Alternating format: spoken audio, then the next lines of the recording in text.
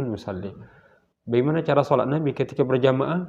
Maka dijelaskanlah dengan bayan kaulinya dan juga bayan fi'li, menjelaskan penjelasan secara perkataan Nabi dan perilaku Nabi. Apa perkataan Nabi? Sawu sufufakum, dan luruskan safnya. Kemudian wa'tadilu, dan kalau kemudian susunannya adalah jadikanlah saf pertama itu adalah laki-laki, saf setelahnya adalah perempuan.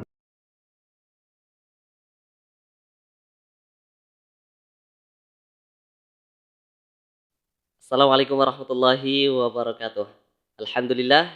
Alhamdulillahilladzi ja'ala al-Indonesia daulatan mustaqilah bi anwa'il atatil mukhtalifah walidzalika aujaba 'ainal ukhuwah.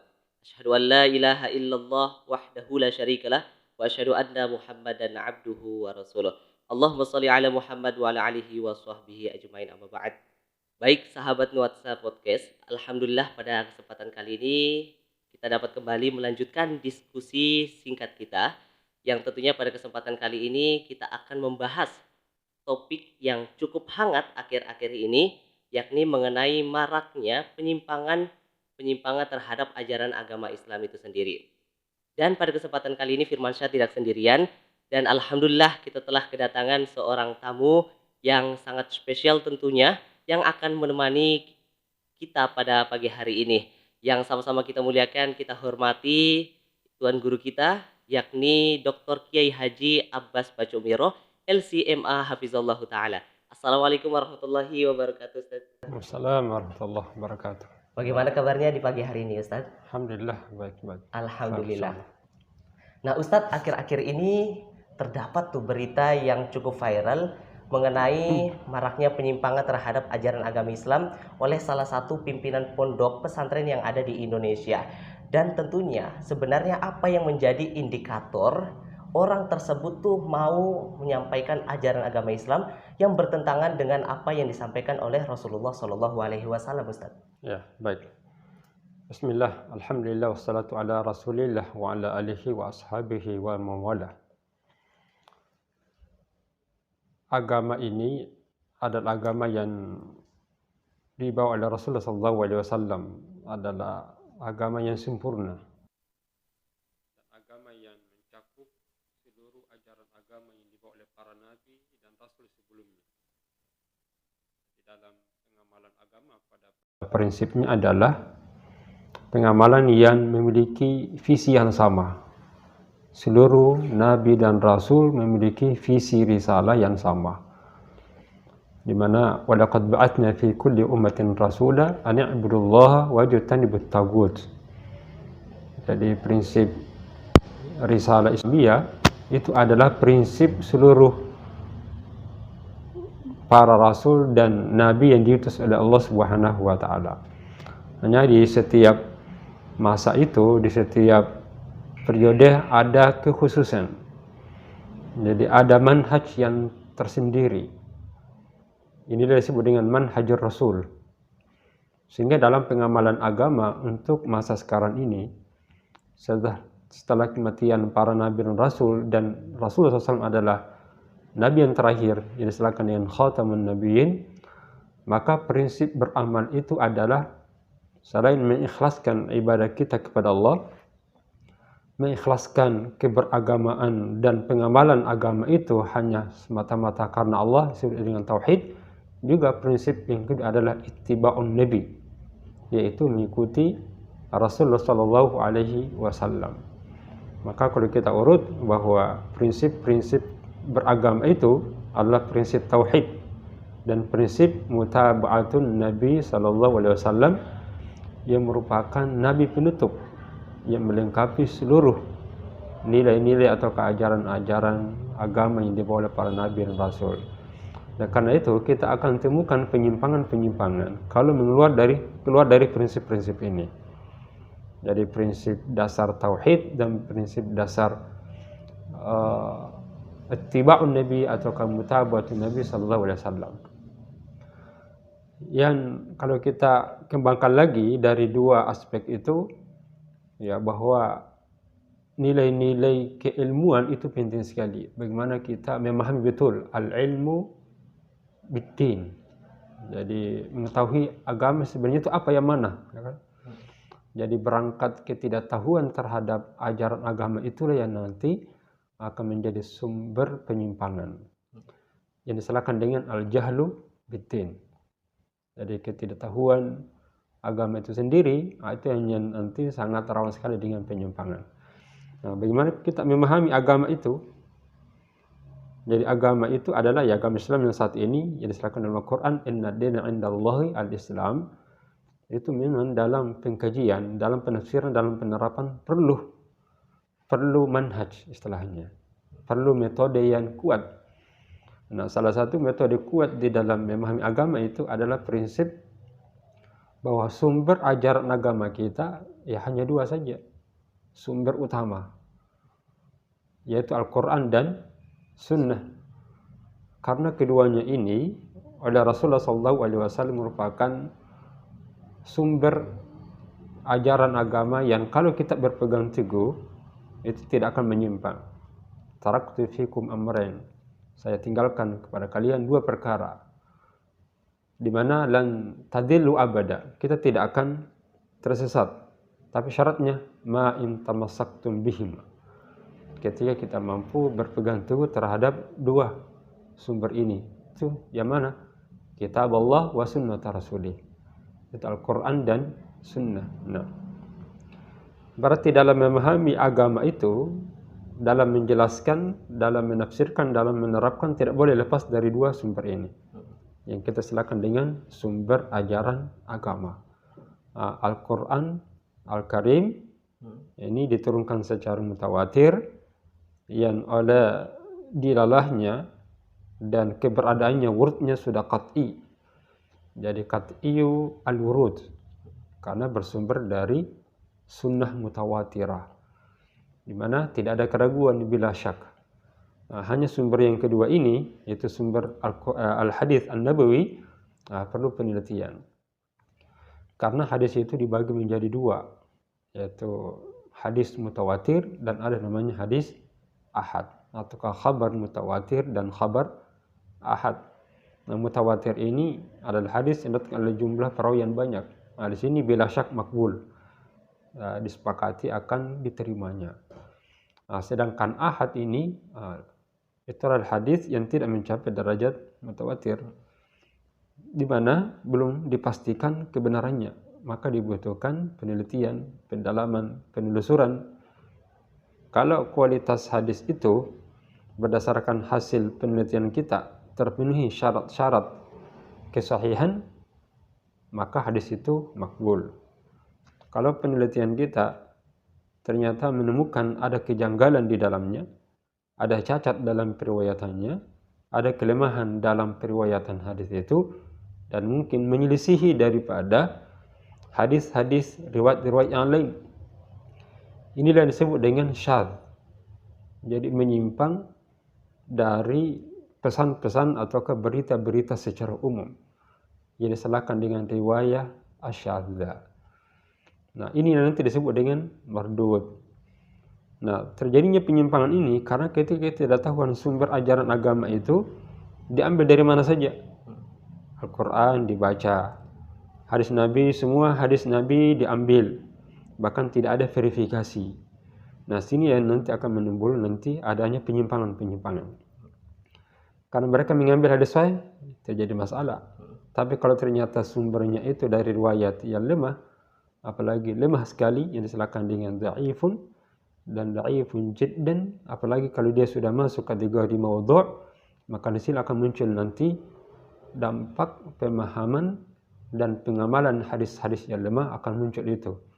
Akan muncul penyimpangan termasuk dalam berakidah, termasuk di dalam pelaksanaan ibadah-ibadah.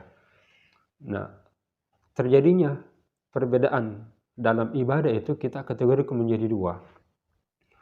Jadi perbedaan yang dapat diterima, ya dapat diterima.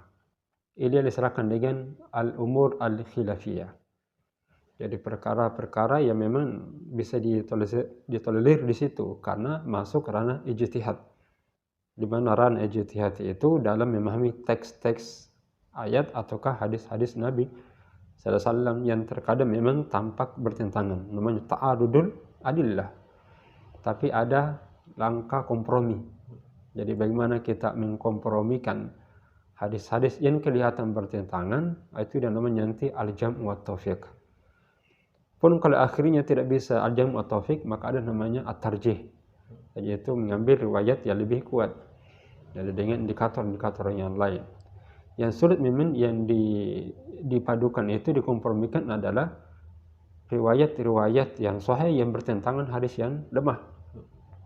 Yang masalahnya sebagian kelompok masih menggunakan hadis yang lemah sekali. Bahkan ada yang menggunakan hadis yang palsu. Yang lebih bahayanya lagi adalah ketika menafsirkan ayat-ayat itu tidak secara sempurna, kemudian tidak didukung oleh hadis-hadis Nabi SAW. Contoh dalam pelaksanaan salat. Salat itu ya prinsipnya mutaba'ah. Sallu kama ra'aitumuni usalli.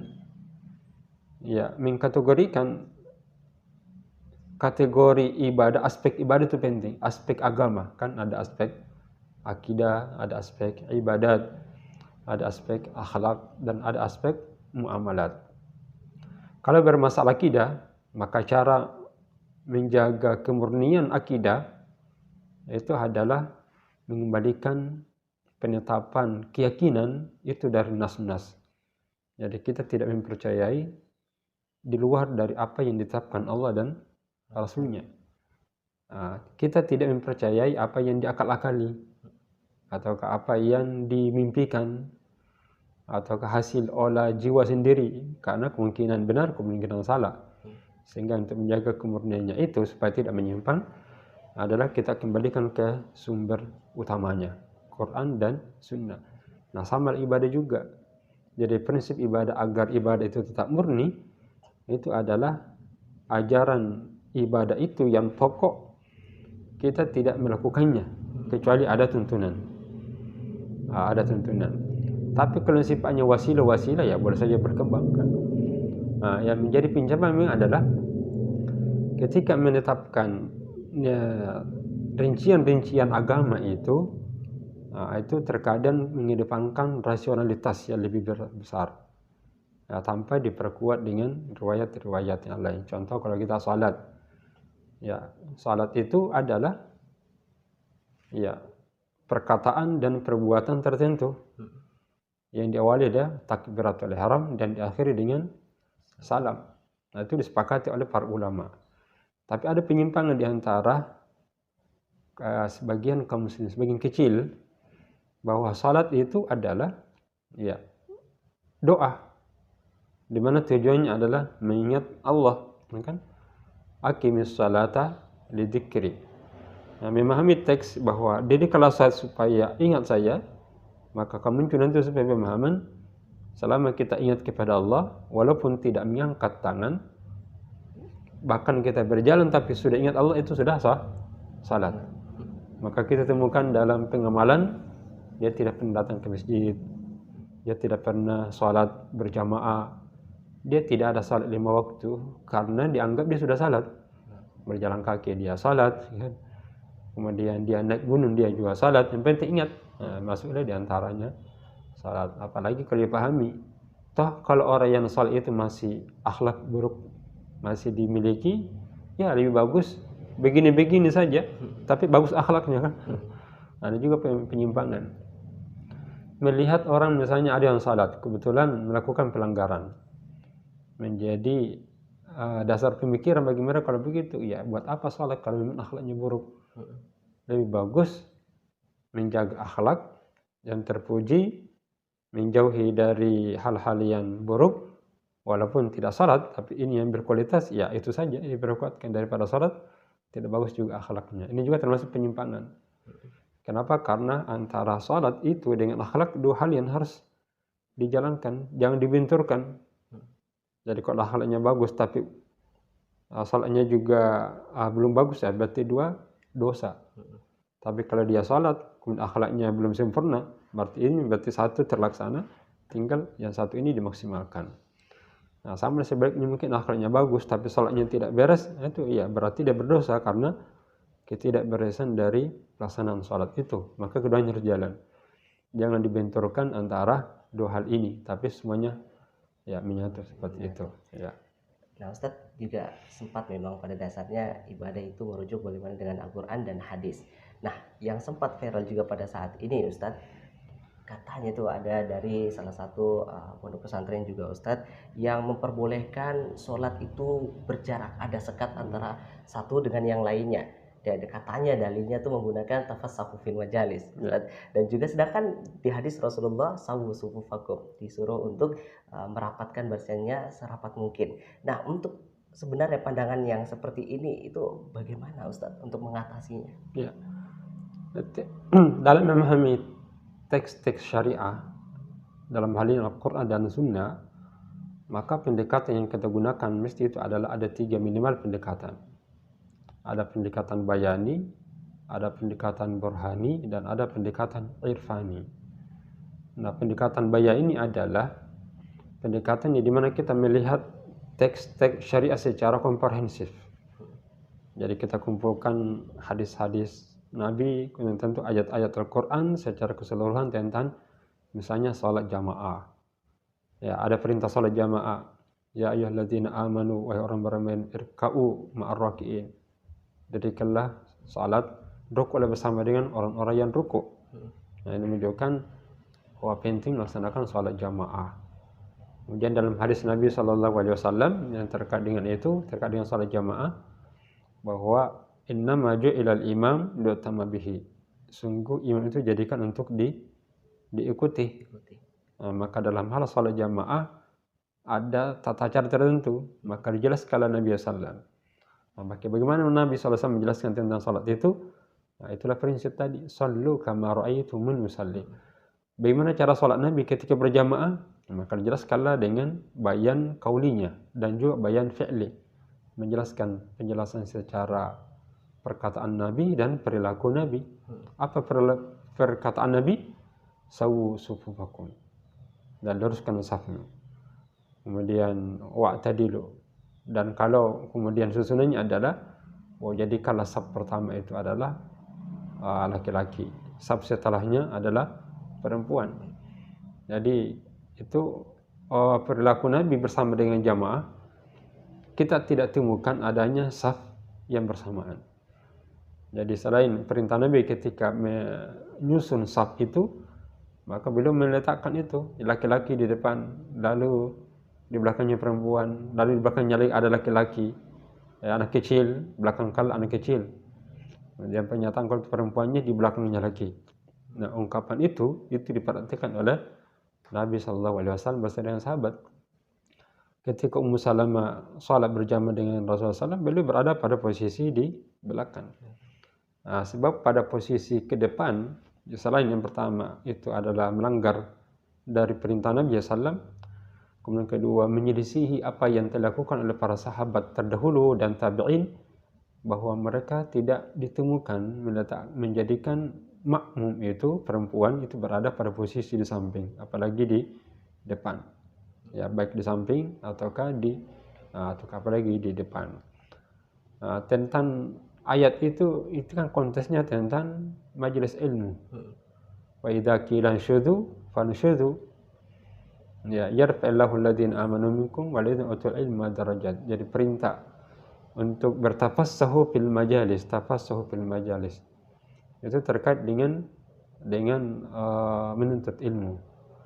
Ini kan kisah Nabi SAW, ada seorang yang datang, ada beberapa orang yang datang kepada Nabi dalam majelis Nabi SAW. Tiba-tiba ya ada yang datang, lalu posisinya itu adalah posisi sempit. Maka mengatakan tafassahu yafsahullahu lakum. Coba longgarkan, sehingga dengan longgar itu justru maksudnya adalah supaya ada yang tempat masuk.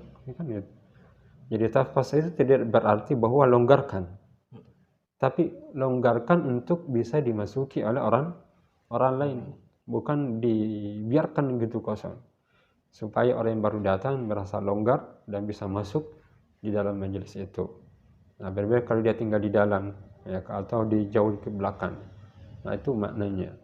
Kecuali dalam kondisi-kondisi tertentu yang tidak memungkinkan, misalnya masjid itu sangat sempit sekali, Ya, di mana posisi sulit untuk menyatukan saf-saf.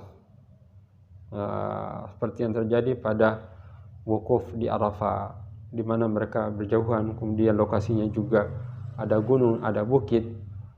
Untuk memisahkan antara jamaah laki-laki dan perempuan menyulitkan itu, maka boleh saja itu dalam kondisi darurah yang tidak memungkinkan diatur jamaah perempuan.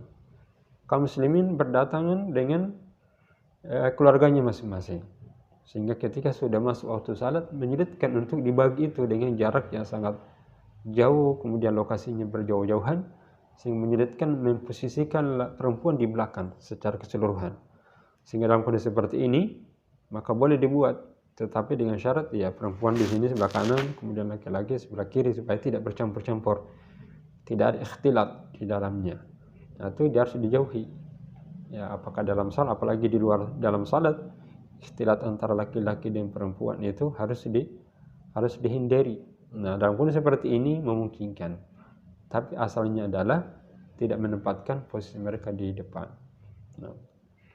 Selain daripada itu Ustaz, sebenarnya banyak sekali yang menyimpang pada saat ini yang cukup menjadi kontroversi ya, mengenai juga saf itu yang campur baur dengan perempuan. Selain daripada itu juga cukup ya Ustaz ya, mengenai toleransi juga Ustaz yang cukup kontroversial pada saat ini, ya, ini mengenai katanya tidak apa-apa mengucapkan salam dari agama lain, seperti halnya salam yang dilakukan oleh bangsa Yahudi. Ya. Nah, sebenarnya makna toleransi yang sebenarnya menurut ajaran agama Islam yang benar itu seperti apa, Ustaz?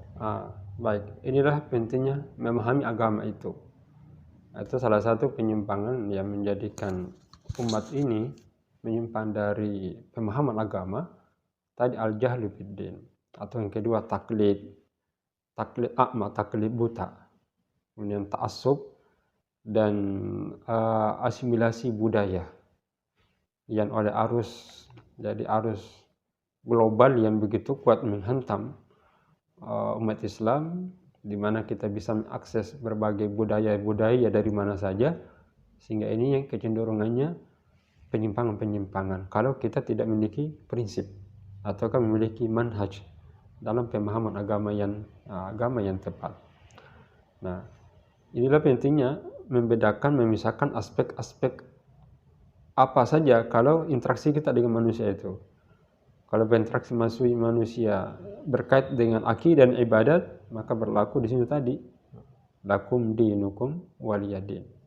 Tapi kalau itu masuk dalam ranah muamalat, ya tentu di sini ada keleluasan di situ, ada dinamisasi.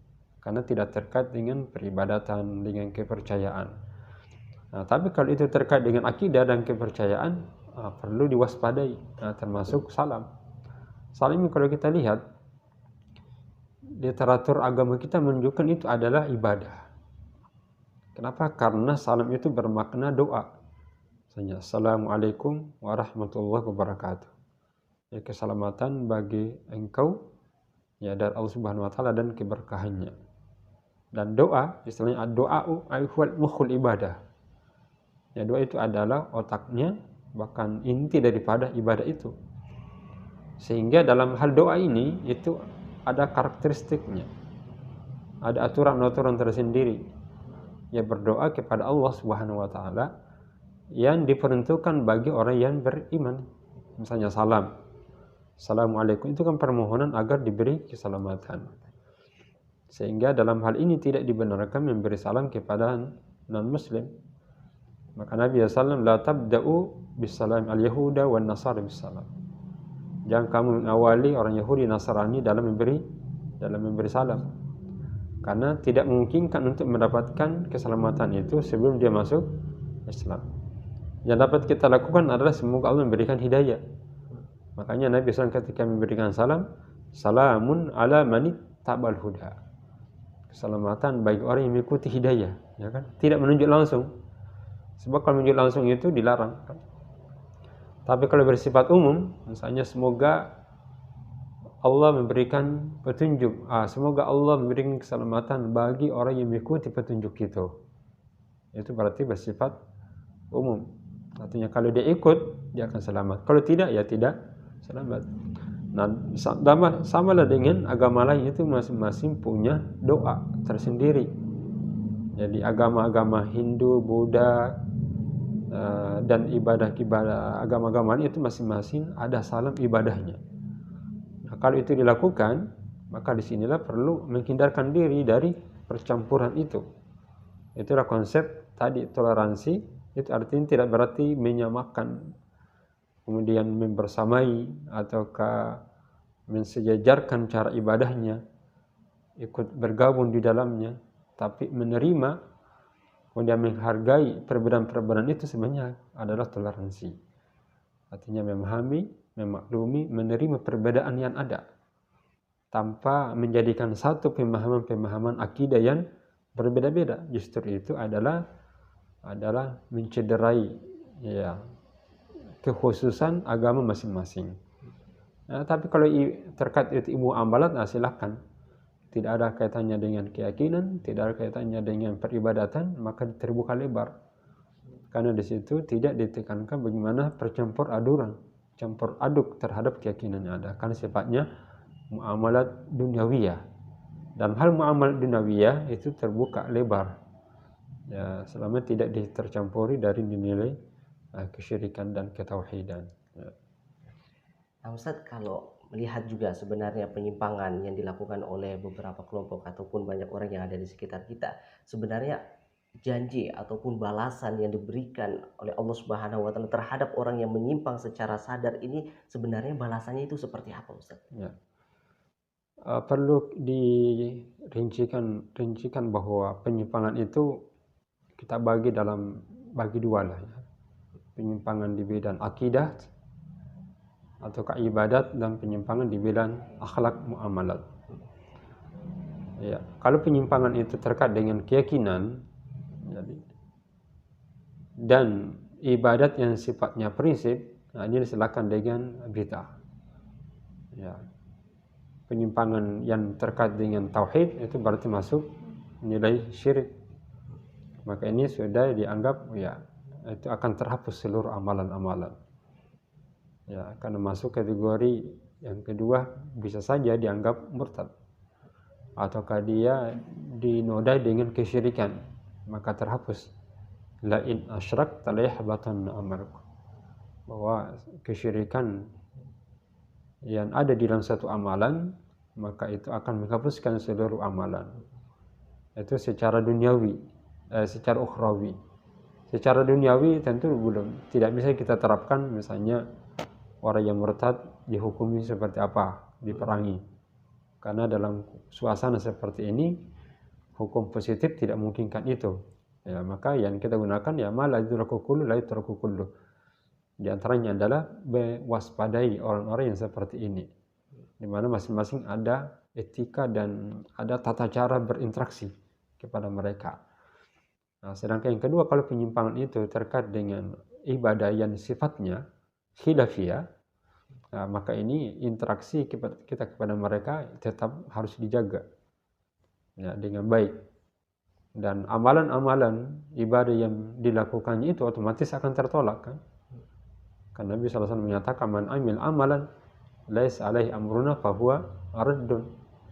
Jadi amalan yang tidak sesuai dengan cara Nabi SAW maka itu akan tertolak. Minimal juga hal yang lain adalah salat yang dilaksanakan itu kemungkinan ya batal, ataukah salat jamaah yang dilakukannya karena tidak sesuai dengan prinsip-prinsip salat jamaah, maka dia tidak memperoleh pahala salat jamaahnya. Bahkan sebagian ada yang ulama yang menyatakan batal salatnya karena tidak terpenuhi daripada syarat, misalnya posisinya berada pada posisi depan, makmumnya di depan, imamnya di belakang, ataukah laki-laki di samping sengaja. Dalam hal ini karena itu adalah salat jamaah, berarti kemungkinan salat jamaahnya tidak akan dia peroleh. Walaupun mungkin dalam hal ini sinilah ulama berselisih pendapat apakah salatnya itu sah atau tidak. Ya, karena tidak terpenuhi tata cara salat jamaah, tapi hal yang lain rukun-rukunnya terpenuhi. Jadi syaratnya terpenuhi, rukunnya terpenuhi. Hanya yang tidak terpenuhi adalah ketentuan salat jamaahnya. Nah, di sini sebagian ulama menyatakan bahwa salatnya itu tetap sah karena terpisah dan rukun, Tetapi salat jamaahnya ini keutamanya dan nilainya itu dianggap tidak ada karena tidak sesuai dengan contoh Nabi SAW. Ya. Baik Ustadz, tentunya penyimpangan yang terjadi di negara kita, terutama penyimpangan terhadap ajaran agama Islam, Ustadz, tentunya tidak boleh dibiarkan begitu saja, Ustadz. Nah, sebenarnya bagaimana peran Muhammadiyah itu sendiri, Ustadz, untuk menyikapi atau mengatasi daripada penyimpangan yang sesat tentunya juga ini terhadap ajaran agama Islam itu sendiri, Ustadz? Iya, jadi di antara program utama di Muktamar ini, itu antaranya ada 8 program utama, termasuk adalah peneguhan ideologi dan pemahaman agama. Untuk menjaga kemurnian agama itu, ya, ini merupakan tantangan saat ini, tantangan persyarikatan kontemporer dari adanya pemahaman agama yang dua sisi, ya, liberal dan ekstrem, dari radikalisme dan liberalisme. Ini kan termasuk liberal ini karena melonggarkan. Kemudian kedua tentu adanya asimilasi budaya dari luar yang datang begitu dahsyat, gelombang peradaban, sehingga dituntut untuk istiqomah dan menguatkan dan meneguhkan ideologi yang tepat itu. Ya, salah satunya adalah meneguhkan metode dalam paham agama yang diserahkan dengan manhaj tarjih. Maka penguatan pemahaman manhaj tarjih itu penting sekali, yang terdiri dari 4 komponen. Nah, ini yang kita harus sosialisasikan. Kita harus pahami dan terapkan dan menjaga dasar dalam paham dan pengamalan agama. Bahwa agama ini adalah agama yang dibawa oleh Nabi SAW, yang ada di dalam Al-Quran dan Sunnah. Itu yang kita pahamkan kepada umat. Bahwa ajaran agama itu ini 2 sumbernya. Adapun yang lain itu ada sumber pendamping.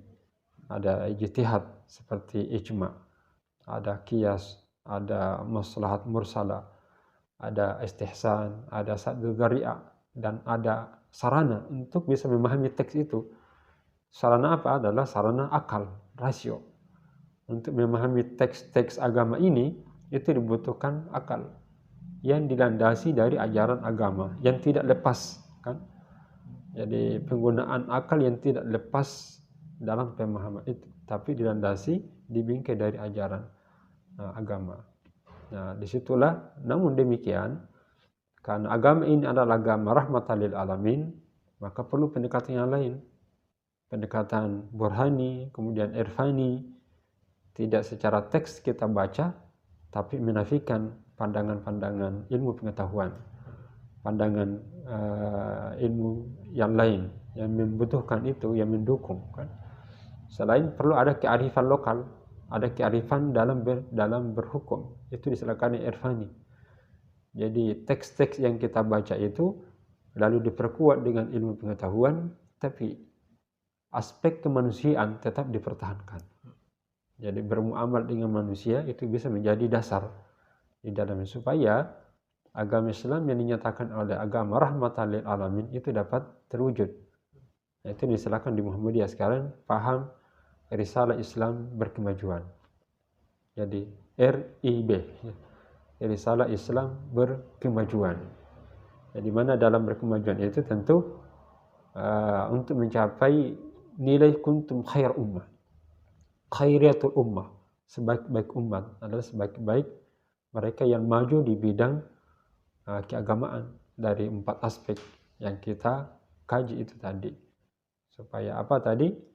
Bahwa tujuan Muhammadiyah agar terwujud masyarakat Islam yang sebenarnya, maka perlu diperjuangkan, perlu ditegakkan, ya, agar manusia ini ya sama-sama bisa meraih ya kebahagiaan di dunia maupun nanti di akhirat, insyaallah.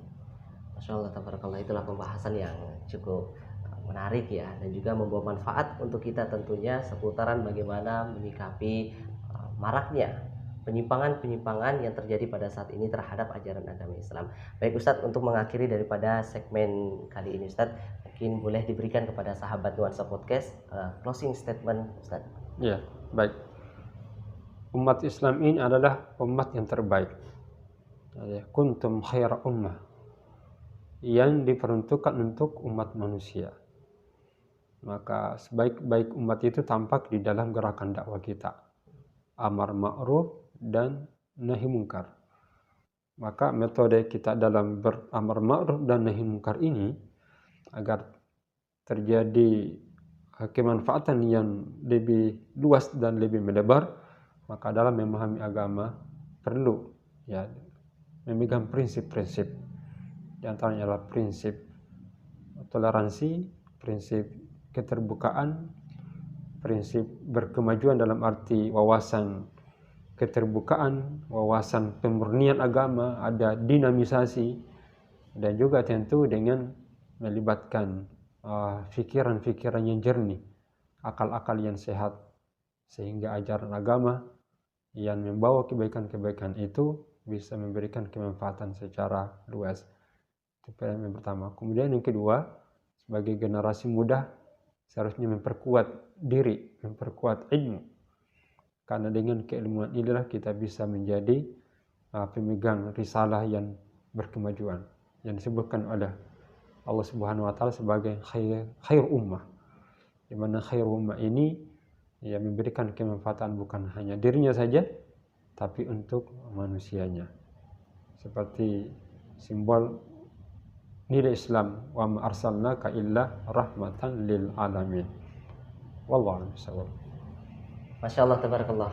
Baik sahabat Nuansa Podcast, itulah tadi diskusi singkat kita mengenai maraknya penyimpangan yang terjadi pada saat ini terhadap ajaran agama Islam. Semoga apa yang kami berikan pada kesempatan kali ini bisa membawa manfaat buat Anda semua tentunya. Kita juga mengucapkan banyak terima kasih Ustaz telah menyempatkan waktunya pada kesempatan kali ini Ustaz. Baik sahabat Nuansa Podcast kalian, inilah yang sempat kami sampaikan pada kesempatan kali ini. Mohon maaf apabila ada salah kata dari saya pribadi. Mohon maaf yang sebesar-besarnya. Wassalamualaikum warahmatullahi wabarakatuh.